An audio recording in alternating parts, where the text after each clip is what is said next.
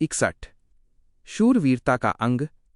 भक्ति मार्ग पर अडिग रहने वाले आत्मिक शूरवीरों का हौसला। आदि सद्गुरु सुखराम जी महाराज भक्ति के पाई पाई के हिसाब और राम नाम सुमिरन की महिमा का बोध कराते हुए फरमाते हैं, तुमने पहले जो भी भक्ति की है और आगे जो भी सुमिरन करोगे वो सब परमात्मा के दरबार में हिसाब में दर्ज कर लिया जाएगा।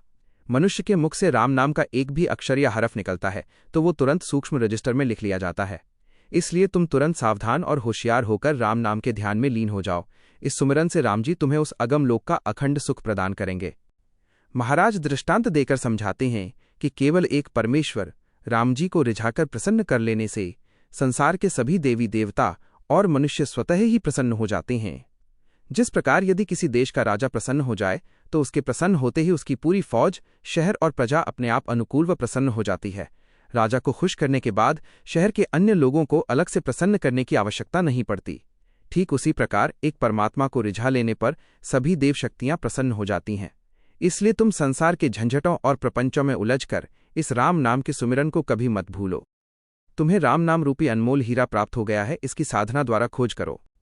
महाराज आगे उपदेश देते हैं कि बाह्य देवी देवताओं की भक्ति और अन्य साधनों रूपी तुच्छ टांगरा टट्टू पर सामान लादकर किया जाने वाला छोटा मोटा व्यापार को पूर्णतः छोड़ दो। जब कोई व्यापारी छोटे मोटे हाट बाजार के तुच्छ व्यापार को छोड़कर बड़ा व्यापार संभालता है तभी संसार उसे साहूकार या सेठ का उच्च पद देता है। छोटे टट्टू के व्यापार में उलझे रहने तक कोई उसे साहूकार नहीं कहता। ठीक उसी प्रकार अन्य बाह्य भक्तियों को छोड़े बिना तुम्हें परम साहूकार सच्चा नामी संत का पद प्राप्त नहीं हो सकता। आदि सद्गुरु सुखराम जी महाराज फरमाते हैं कि तुम राम नाम के सुमिरन में पूरी तरह गर्क तन्मय हो जाओ, जिससे तुम्हारा जन्म लेना और मरना ये दोनों कालचक्र सदा के लिए मिट जाएंगे। महाराज 84 लाख योनियों के आवागमन, जन्म और मरण के चक्र को सदा के लिए समाप्त करने को अत्यंत कठिन और दुर्लभ कार्य बताते हुए विभिन्न उदाहरणों से समझाते हैं। संसार में जन्म लेना और मरना मिटाना उतना ही कठिन और दुर्लभ है जितना कि किसी प्रचंड शक्तिशाली बादशाह को चढ़ाई करके आने पर वापस लौटा देना, अथवा 7 समुद्रों को तैरकर सकुशल पार कर जाना, या फिर 3 लोकों और 9 खंडों को जीतकर परे के परम पद को प्राप्त कर लेना। जिस प्रकार 9 लाख फौज की विशाल सेना के बीच सुरक्षित बैठे राजा को मारकर उसकी सेना को चकनाचूर करना और विजय का झंडा गाड़ना अत्यंत दुर्लभ है, ठीक उतना ही कठिन संसार के मोह माया के बंधनों को काटकर जन्म मरण से मुक्ति पाना है। साधक को मन को साधने के लिए कभी बाग में तो कभी निर्जन वन में जाकर साधना का डेरा जमाना पड़ता है। उसे अपनी 5 ज्ञानेंद्रियों को बाहर के विषयों से मोड़कर भीतर घर में बंद करना पड़ता है। संसार के दुख, संकट और ज्वाला रूपी झोंकों की जरा सी भी परवाह न करते हुए जब साधक का चित्त साक्षात सत्स्वरूप ब्रह्म में विलीन हो जाता है तब उसे संसार के दुखों का भय, झिझक या संशय नहीं सताता और उसके समस्त भ्रम मिट जाते हैं। आदि सद्गुरु सुखराम जी महाराज फरमाते हैं कि जो संत इस विकट आध्यात्मिक विधि से संसार और मन पर विजय प्राप्त करते हैं वे ही इस संसार में पुनः जन्म नहीं लेते और मोक्ष पद पाते हैं। महाराज सत्स्वरूप ब्रह्म की अनन्य भक्ति को केवल परम शूरवीर संतों का काम बताते हुए फरमाते हैं, परमात्मा की सच्ची भक्ति तो कोई परम शूरवीर संत ही साध सकता है। कायर, डरपोक, मूर्ख, मरे हुए, चेतनाहीन और कपटी मनुष्यों के बस की ये बात नहीं है।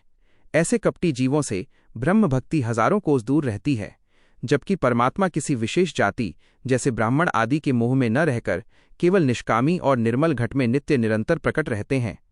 जिस प्रकार कोई सांसारिक योद्धा युद्ध भूमि में उतरने से पहले केसरिया वस्त्र धारण करता है और घोड़े पर जीन कसते ही अपने घर, परिवार व लौटने की सारी आशाओं को पीछे छोड़ देता है, ठीक उसी प्रकार सच्चा शूरवीर संत भक्ति मार्ग पर कदम रखते ही संसार के समस्त भोगों, सुखों और आगे पीछे की आशाओं का त्याग कर देता है। उसे संसार की कोई भी अनुकूल या प्रतिकूल बात जरा भी व्याकुल नहीं करती।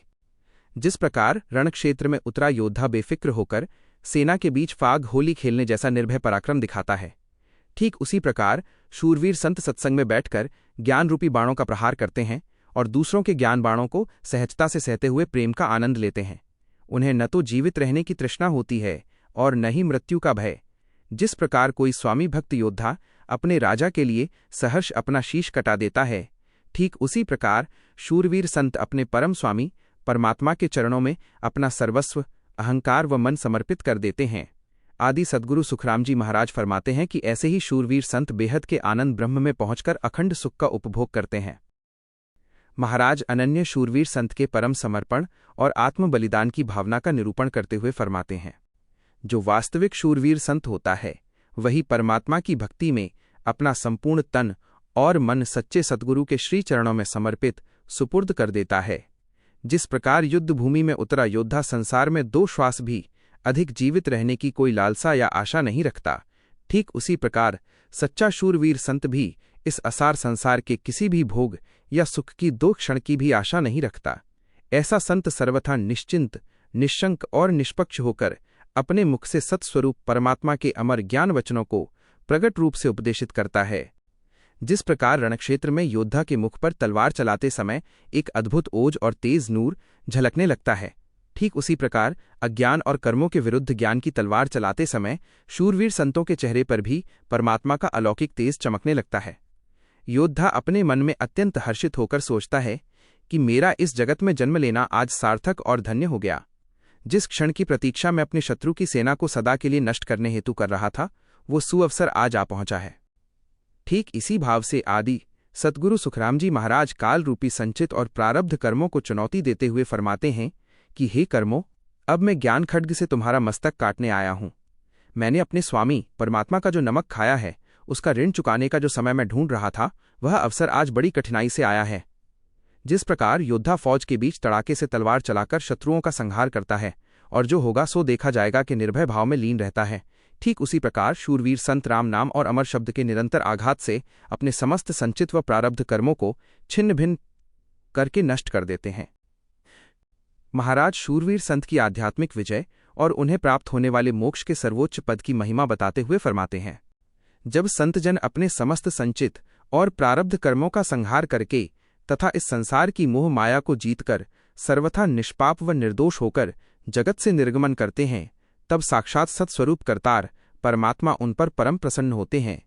वे पुरस्कार स्वरूप संत को वह अमर मोक्ष प्रदान करते हैं जो भक्तों का अचल और अटल धाम है, तथा उस संत की आत्मा को अपने निज स्वरूप में अभेद रूप से लीन कर लेते हैं। ऐसे शूरवीर संतों की अलौकिक कीर्ति और यश का विस्तार तीनों लोकों, स्वर्गलोक, मृत्युलोक और पाताल लोक में सर्वत्र फैल जाता है। 7 द्वीपों और 9 खंडों के समस्त स्त्री पुरुष तथा प्राणी मात्र उन निष्काम संतों के गुणों और महिमा का निरंतर गान करते हैं। परमेश्वर अपने समस्त अलौकिक सुखों और निधियों को उन संतों के चरणों में समर्पित कर देते हैं। जिस प्रकार कोई सम्राट या महाराजा अपनी रक्षा करने वाले परम शूरवीर योद्धा के सामने झुककर हाथ जोड़ता है और अपने राज्य के समस्त सुख उसके आगे रख देता है, ठीक उसी प्रकार साक्षात साहेब भी अपने अनन्य शूरवीर संत के आगे नतमस्तक होकर उन्हें परम महासुख प्रदान करते हैं। आदि सद्गुरु सुखराम जी महाराज फरमाते हैं कि जिस प्रकार केवल एक अकेला शूरवीर योद्धा शत्रुओं की लाखों लाख फौजों के विशाल दल को पीछे धकेलकर परास्त कर देता है, ठीक उसी प्रकार एक शूरवीर नामी संत अपने अनवरत सुमिरन और पराक्रम से अनंत जन्मों के संचित और प्रारब्ध कर्मों के पूरे दल को सदा सदा के लिए समाप्त कर देता है। आदि सद्गुरु सुखराम जी महाराज अनन्य शूरवीर संत के अलौकिक समर्थता और निष्कंप प्रभाव का वर्णन अकाट्य व्यावहारिक दृष्टांतों द्वारा समझाते हुए फरमाते हैं, संसार में उस शूरवीर के सामने आड़े आने रोकने का साहस किसमें है? उसकी आंखों में आंखें डालकर मस्तक के सामने बात करने की हिम्मत कौन कर सकता है? खूंखार बाघ के मस्तक पर छलांग लगाने की अथवा भभकती हुई भयंकर आग के ऊपर से दौड़कर निकल जाने की सामर्थ्य किसमें है? जलती हुई आग से घिरे विशाल किले, सफीली के भारी दरवाजों के किवाड़ों को खोल पाना किसके बस की बात है? जिस सती स्त्री के भीतर सद्धर्म 100% जगकर प्रकाशित हो चुका हो, उसके सत तेज के सामने कौन टिक सकता है? मदिरांध होकर पागल हुए हाथी कुंज के सामने जाकर उसे पीछे कौन मोड़ सकता है? इंद्र की चतुरंगिणी सेना के आक्रमण को अथवा स्वयं ब्रह्मा के अटल वचनों को पलटने की शक्ति क्या किसी देव या दानव में है? सूर्य, चंद्रमा और पवन के प्रचंड वेग के आगे आड़ा घूमने का साहस किसमें है? अथवा गंगा और यमुना जैसी महान नदियों के तीव्र प्रवाह को उल्टा मोड़कर पीछे कौन बहा सकता है? आदि सद्गुरु सुखराम जी महाराज फरमाते हैं कि जिस प्रकार इन प्राकृतिक शक्तियों और समर्थताओं को मोड़ पाना सर्वथा असंभव है, ठीक उसी प्रकार ये असहाय और बेचारा संसार निष्काम शूरवीर संतों के आत्मबल और दृढ़ भक्ति मार्ग को भला क्या रोक या पलटा सकता है? संसार उनके आगे पूर्णतः विवश है। महाराज शूरवीर योद्धा और नामी संत की आध्यात्मिक निर्भयता की अंतिम स्थिति का निरूपण करते हुए फरमाते हैं, सच्चे शूरवीर के मन में मृत्यु अथवा पराजय की कोई शंका या भय कभी उत्पन्न नहीं होता। वह निर्भय होकर सीधे शत्रु के विशाल दल में घुसकर भीषण संग्राम छिड़ देता है। वो भालों के आघात और अपने मस्तक पर अनगिनत घावों को सहन करता हुआ शत्रुओं के बीच लोथपोट होकर लथपथ हो जाता है। तलवार के घाव पर तलवारों का वार और बंदूक की गोलियों की बौछारें सहते सहते उसका पूरा शरीर अनेक छेदों वाली गागर छलनी के समान क्षत विक्षत हो जाता है। किंतु फिर भी शूरवीर योद्धा और शूरवीर संत दोनों की सूरत सदैव आगे विजय पथ की ओर ही बनी रहती है। रणक्षेत्र में उतरते समय जिस प्रकार शूरवीर के मन में अपने पीछे छूट रहे पत्नी, बच्चों, धन और घर बार की रत्ती भर भी चिंता या याद नहीं आती, ठीक उसी प्रकार सत्स्वरूप परमात्मा की भक्ति में लीन संत के मन में अपने कुटुंब, परिवार या संसार का लेश मात्र भी विचार नहीं आता। वे दोनों केवल आगे परमात्मा और कर्तव्य पथ की ओर ही दृष्टि रखते हैं। शूरवीर योद्धा शत्रुओं के संपूर्ण दल को जीतकर ही पृथ्वी पर गिरता है। वो अपने ही हाथों से अपनी तलवार को म्यान में डालकर उसकी रस्सी को मुट्ठी से कसकर बांध लेता है। उसके पश्चात ही उसका देह जमीन पर टिकता है। उस अंतिम क्षण में भी उसके मन में संसार का कोई विचार नहीं आता। ठीक इसी प्रकार शूरवीर संत अपनी भक्ति को पूर्ण सिद्ध करके संपूर्ण कर्मदलों को परास्त कर जब देह का त्याग करते हैं तो अंत समय में अमरलोक जाते हुए उन्हें संसार की किसी वस्तु की याद नहीं आती। आदि सद्गुरु सुखराम जी महाराज फरमाते हैं कि जिस प्रकार रणक्षेत्र में वीरगति पाने वाले शूरवीर को स्वर्ग से आईं देवांगनाएं परियां आदरपूर्वक वरण करके ले जाती हैं, ठीक उसी प्रकार भक्ति में सिद्ध हुए शूरवीर संत का देह छूटने पर साक्षात सतलोक के अमर फरिश्ते परमात्मा के दूत आकर उन्हें परम मोक्षधाम अमरलोक में ले जाते हैं। युद्धभूमि में तलवार चलाते समय सच्चे शूरवीर के मन में किसी प्रकार का संकोच, लज्जा, शंका या मृत्यु का भय जरा सा भी नहीं आता। ठीक उसी प्रकार संत जन परमार्थ और सतभक्ति के मार्ग पर चलते हुए न तो किसी लोकलाज से शर्म महसूस करते हैं और न ही मन में किसी डर या संशय को स्थान देते हैं। शूरवीर परम ढिठाई, निराट और पूर्ण निशंकता के साथ शत्रुओं की सेना पर टूट पड़ते हैं और जहां चारों ओर नंगी तलवारें चमक रही होती हैं, उस खड्ग की छाया में भी वे निर्भय होकर ऐसे पराक्रम करते हैं जैसे कोई खेल खेल रहे हों। शूरवीर शत्रु के संपूर्ण सैन्य दल को खोज खोज कर समाप्त कर देता है। तब विजयी होने पर उसके मस्तक पर वीर मुकुट, तुरा या सेवड़ा सजाया जाता है। ठीक उसी प्रकार अनन्य संत जन संसार के सभी मत मतांतरों और बाह्य धर्मों के सूक्ष्म भेद को छानकर केवल परम सत्य सत्शब्द को ग्रहण कर लेते हैं, जिससे वे संतों के शिरोमणि पद को प्राप्त करते हैं। ऐसे शूरवीर योद्धाओं और नामी संतों की महिमा संपूर्ण संसार मुक्त कंठ से करता है तथा जगत उन्हें धन्य धन्य कहता है। जिस प्रकार शूरवीर रणक्षेत्र से पीछे हटने या युद्ध न करने की कोई भी सलाह शिक्षा स्वीकार नहीं करता, ठीक उसी प्रकार शूरवीर संतों का अंग और स्वभाव भी वही होता है। वे त्रिगुणी माया के अधीन रहने वाले साधारण ज्ञानियों की किसी बात को नहीं मानते। आदि सद्गुरु सुखराम जी महाराज फरमाते हैं कि शूरवीर योद्धा और सतनामी संत दोनों केवल अपने मुख्य निशाने परम लक्ष्य पर ही सीधा प्रहार करते हैं और उसे सिद्ध करके ही विश्राम लेते हैं। सच्चे शूरवीर किसी भी विरोधी या संकट का जरा सा भी भय नहीं मानते और न ही शत्रु को कभी अपनी पीठ दिखाते हैं। शत्रुओं के विशाल सैन्य दल को देखकर भी उनके हाथ से तलवार नहीं छूटती।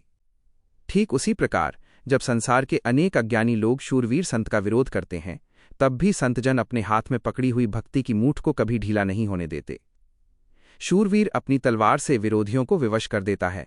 इसी प्रकार संतजन संसार द्वारा दिए गए अनेक ताप, संकट और त्रासदियों को सहते हुए अपने अमर ज्ञान वचनों की तलवार चलाकर विरोधी विचारों को पूर्णतः परास्त व विवश कर देते हैं।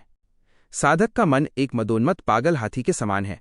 शूरवीर संत इस मन रूपी हाथी की चंचलता को रोक देते हैं और इसके पैरों में अखंड ध्यान रूपी लोहे की सुदृढ़ जंजीर डालकर इसे पूरी तरह जकड़ देते हैं, जिससे यह मन यहां वहां भटक नहीं पाता।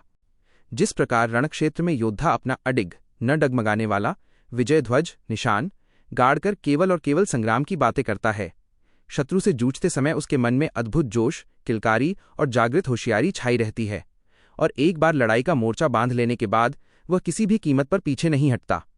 ठीक उसी प्रकार शूरवीर संतजन भी भक्ति का मोर्चा गाड़कर मार्ग में आने वाली अनगिनत बाधाओं और कष्टों की परवाह किए बिना सीधे अमरलोक के परम पद को प्राप्त करते हैं और भक्ति पथ से कभी पीछे नहीं हटते। आदि सतगुरु सुखराम जी महाराज संतों की इसी अमर दृढ़ता का निरूपण करते हैं। जब युद्ध का शंखनाद या नगाड़ा ढोल बज उठता है तो सच्चा शूरवीर क्षण भर की भी ढिलाई नहीं करता। वो तुरंत अपने शस्त्र, तलवार और भाले मंगवाकर हाथों में धारण कर लेता है। उस समय वह किसी से व्यर्थ बातें नहीं करता, यहाँ तक कि भोजन करते समय यदि हाथ में अन्न का ग्रास, कोथ भी हो तो उसे वहीं छोड़ देता है। वो तत्काल घोड़े पर सवार होकर सीधे शत्रु की सेना के बीच जा पहुंचता है। अपने स्वामी महाराज के सामने मस्तक झुकाकर हाथ जोड़ता है कि हे महाराज, आपकी कृपा, तेज और प्रताप के बल पर मुझे शत्रुओं से जूझने की आज्ञा दी जाए, मेरी ये प्रार्थना स्वीकार करें। जैसे ही अपने स्वामी के मुख से युद्ध करने की आज्ञा या वचन सुनता है, शूरवीर बिना किसी संकोच के सीधे शत्रु के दल में कूद पड़ता है। जिस प्रकार छोटे और नादान बालक निष्पाप व निर्भय होकर होली फाग के रंगों से खेलते हैं, ठीक उसी प्रकार वो शूरवीर खड्गों की छाया में युद्ध का खेल खेलने लगता है। आदि सद्गुरु सुखराम जी महाराज फरमाते हैं कि ठीक इसी प्रकार शूरवीर संत जन भी राम नाम की शक्ति से काल यमराज और काल की संपूर्ण कर्मरूपी फौज से निर्भय होकर अध्यात्म का संग्राम रचते हैं। महाराज संत जन के भक्ति संग्राम में उपयोग किए जाने वाले आध्यात्मिक अस्त्र शस्त्रों और उनके पराक्रम का सांगरूपक निरूपण करते हुए फरमाते हैं, सच्चे संत शूरवीर के पास साक्षात राम नाम की परम समर्थ तलवार शमशेर है और विपत्तियों को सहने के लिए धैर्य की मजबूत ढाल है। संत की सुरत चेतन वृत्ति ही उनका दिव्य बाण है, जिसे वे निज लक्ष्य पर साधकर फेंकते हैं। संत जन का ज्ञान ही उनका विशाल हाथी गजराज है और उस ज्ञान रूपी हाथी के ऊपर सवारी करना वास्तव में वैराग्य के हौदे पर बैठना है। महाराज फरमाते हैं कि इस ज्ञान व वैराग्य रूपी हाथी पर सवार होकर संसार की समस्त मायावी तृष्णाओं और इच्छाओं को स्वयं से सर्वथा दूर भगा दो। परमात्मा के सत तत्व का अमोघ तीर बनाओ और अखंड ध्यान को धनुष धनक का रूप दो।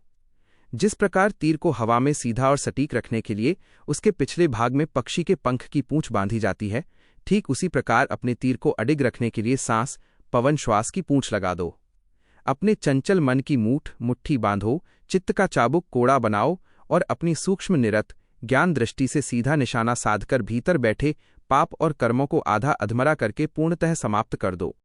आदि सद्गुरु सुखराम जी महाराज फरमाते हैं कि सद्गुरु के सत शब्द की विशाल तोप बनाओ और उसमें गुप्त आध्यात्मिक ज्ञान व भेद का अग्निगोला भरकर अज्ञान व संशय रूपी भ्रम के किले गढ़ को ढहाकर भस्म कर दो। इस प्रकार माया और काल के किले को ध्वस्त करके साक्षात परमधाम यानी ब्रह्म के देश अमर लोक पर अपना सर्वकालिक अधिकार और कब्जा स्थापित कर लो।